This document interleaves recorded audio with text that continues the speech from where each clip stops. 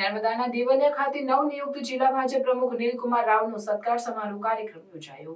હાલ થોડા સમય પહેલા સમગ્ર ગુજરાતમાં ભારતીય જનતા પાર્ટી દ્વારા જિલ્લા અને શહેરોમાં ભાજપા પ્રમુખની નિમણૂક કરવામાં આવી છે, જેમાં નર્મદા જિલ્લા ભારતીય જનતા પાર્ટીના પ્રમુખ તરીકે યુવા નેતા નીલકુમાર રાવની નિમણૂક કરવામાં આવી હતી, જેને લઈ કાર્યકર્તાઓમાં અનેરો ઉત્સાહ જોવા મળ્યો હતો અને ગતરોજ સાંજના સમયે નીલકુમાર રાવના સત્કાર સમારોહ માટે દેવલિયા ચોકડી ખાતે સત્કાર સમારોહ કાર્યક્રમ યોજાયો હતો, જેમાં પાર્ટીના આગેવાનો મોટી સંખ્યામાં ઉપસ્થિત રહ્યા હતા।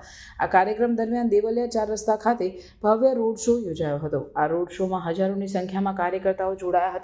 આ રોડ શો મુખ્ય માર્ગો ઉપર નીકળતા સમગ્ર વિસ્તાર એક જ ચાલે નીલરાવ ચાલેના અવાજથી ગુંજ્યો હતો। રોડ શો પૂર્ણ થયા બાદ દેવલિયા ખાતે સત્કાર સમારોહ કાર્યક્રમ યોજાયો હતો। કાર્યક્રમની શરૂઆતમાં ઉપસ્થિત મહાનુભાવોના હસ્તે દીપ પ્રાગટ્ય કરી કાર્યક્રમનો શુભારંભ કરાયો હતો।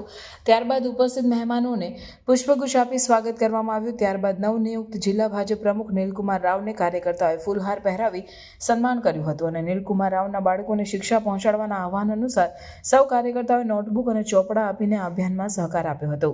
કાર્યક્રમના અંતે નીલકુમાર રાવે સૌનો આભાર વ્યક્ત કર્યો હતો અને કોઈ પણ બાળક શિક્ષાથી વંચિત ન રહે અને દરેક જરૂરિયાતમંદ બાળકને શિક્ષા પહોંચાડવામાં મદદ કરવા માટે નીલકુમાર રાવે આહવાન કર્યું હતું।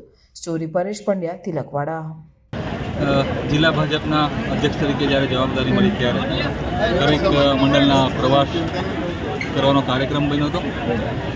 તિલકવાડા તાલુકાના એ જ ક્રમમાં પ્રવાસ હતો, પણ અહીં આવતા જ કાર્યકર્તાઓનો ખૂબ મોટો ઉત્સાહ, આટલા મોટા સમૂહની અંદર મારું સ્વાગત સન્માન કર્યું અને આવનાર દિવસોમાં ભારતીય જનતા પાર્ટીની અંદર જે રણનીતિ છે, આજે અમે બધાએ ભેગા થઈને સંકલ્પ કર્યો છે કે 1 વર્ષની અંદર તિલકવાડા તાલુકાની અંદર કુપોષિત દીકરીઓને એડ્રેસ કરીને એને સુપોષિત બનાવવા માટે અમે કામ કરીશું અને શિક્ષણના વિષયો પર થોડું કામ કરીશું।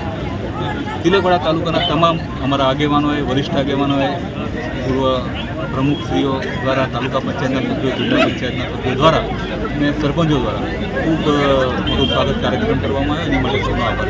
આપણે જે હાલ શિક્ષા દરેક બાળકને શિક્ષા પહોંચાડવાનો જે અભિયાન શરૂ કર્યું છે તેના વિશે સંદેશો। ઘણી વખત એવું થતું હોય છે કે કોઈક આપણો દીકરો દીકરી આપણી આસપાસ હોય અને એને ભણવા માટેની ખૂબ ઈચ્છા હોય, પણ કાં તો એને માર્ગદર્શન ના મળતું હોય, કાં યોગ્ય પ્લેટફોર્મ ના મળતું હોય।